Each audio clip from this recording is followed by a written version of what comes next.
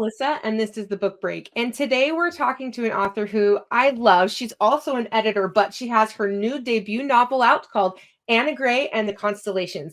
Lindsay Flanagan, I'm so excited to talk to you. So this is your debut middle grade novel. Tell us about it. So yeah, this has been a long time coming. I've been working on it for, I don't know, started it in 2015, but it's an upper middle grade fantasy. It's about a 14-year-old girl who is looking for answers about her night vision. And so when she meets this magical creature in the Forbidden Wildwood, she follows her into another realm where she can learn about who she is and where she's from. Awesome.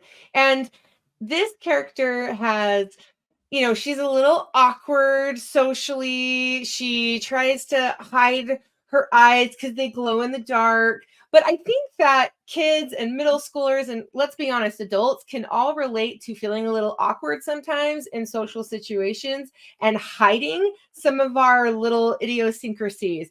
How did you come up with some of these different pieces for AnnaGrey? Well, I think it all started when my now 14-year-old daughter was in kindergarten, and she came home from school just in tears and she just said, "Mom, this boy said I was weird." And I was like, "Oh no, that's not going to happen." So I said, "You know what? The things that make us different are what make us unique." And I wanted to write a story for her to show that we can embrace all of those things that might be quite different from other people, but they are what can truly make us powerful. So I just started writing, and yeah, however many years later, I guess it was 5 years after that, I got my agent. So yeah, it's Yeah. this book. Well, So I definitely and wrote it to empower girls to embrace themselves. yeah. And I mean, I think you do that really well. And you bring a whole new magical realm, the Lathe realm. Did I say it correctly? Yeah, well, close. It's Layeth, but Layeth. All right. it's Well, we have fine. a really cool map that shows us a little bit more about this realm. And I'd love for you to tell us more about this. So the map it was all in my head. I can't draw at all. um, but I was explaining to this same daughter, I was explaining to her where all the different kingdoms were. Um, and so she's like, "Well, just draw it out." I'm like, "Okay." So I drew this really awful map. And then she took it and she redrew it. I think she was 12 when she redrew it. And then we Wow. gave that to my illustrator, and she just took my idea with my daughter's drawing and then filled it all in. That is so cool. So was your daughter really excited to see the map that she kind of drew in the book? Yes. Yeah, for sure. I love it. Well, and another thing that I really loved about your book was we show AnnaGrey, she's a little awkward, she's trying to learn stuff, and then when this other realm comes in, we're introduced to some other really cute and fun characters. Tell us a little bit more about some of those characters. Um, so the other character that you see on the cover, her name is Iris. And at first glance, she does look like a unicorn, but she is not. um, I grew up riding horses, and my daughters have loved unicorns, and I love unicorns. But I wanted something a little more unique to my world.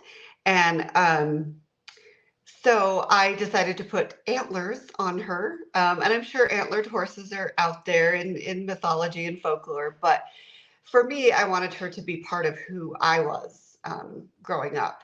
And I live in a small town, deer are around us all the time. So just the idea of deer antlers on a horse just seemed very magical.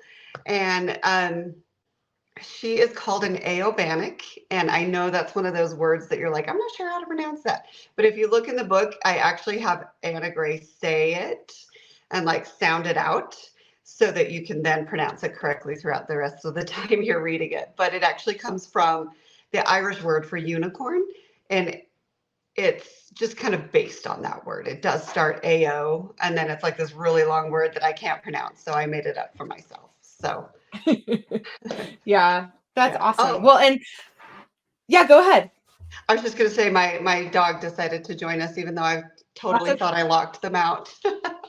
You know what? You clearly love animals. They're in your book and you have kids. So, Yeah. that's fine. Well, and so, Lindsay, another thing, I mean, I kind of mentioned this at the beginning, but you have worked in publishing for a long time. And so, how is it being on the other side of the camera, or the other side of the spectrum? Because you're an editor by trade, and you've also helped with agencies and acquisitions for publishers and everything else. How is it being on the other side where now you're the author? It's been sometimes I can't even explain it. It's just been very different. I think as an editor, like my writing process, I have to be very conscious of taking off that editor hat. Otherwise, I'll just sit there and edit myself instead of write. Um, but it's actually been a really good experience. I've been able to understand like where my authors like maybe what they're feeling at certain times too.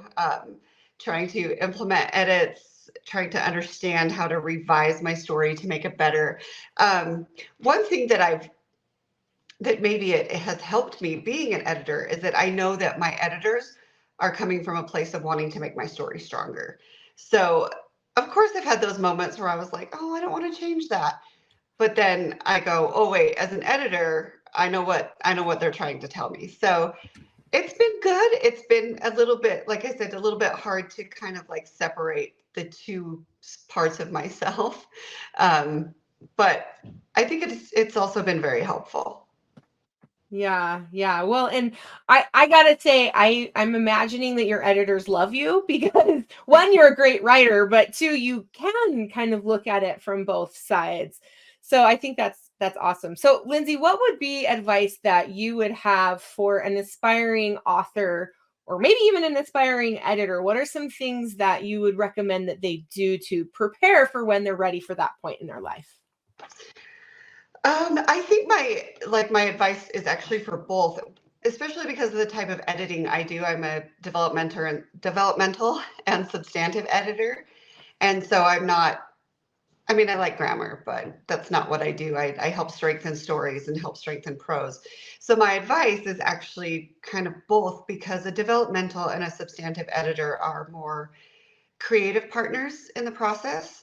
And so definitely reading up on books that teach you how to write, because a really good developmental editor needs to know how to write, but you need to know what story structure is. Some of the books I always recommend reading are Save the Cat Writes a Novel by Jessica Brody, The First Five Pages by Noah Lukeman, Hooked by Les Edgerton, and Self-Editing for Fiction Writers, and that's by Rennie Brown and Dave King. And I also just started Story Genius, and it's like, I Oh mean, yeah. it's going to be really lame, but it's a genius. It is. um, It is. Yeah. so knowing the craft, I mean, I think that the minute, like when I first wrote my first fantasy trilogy, which was awful, but we all have to have those, Yeah. I had not really truly studied story structure.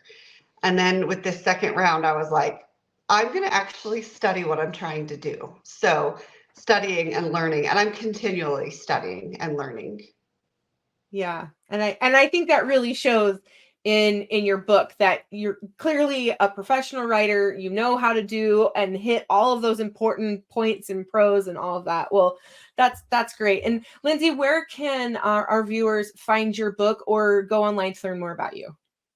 I think the best place is my website, which is going to get a whole new rehaul the next couple weeks, but it's authorlindsayflanagan.com.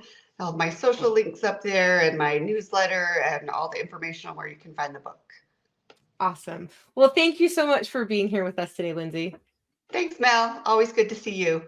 You too. All right. Thank you to our viewers. We'll see you next time.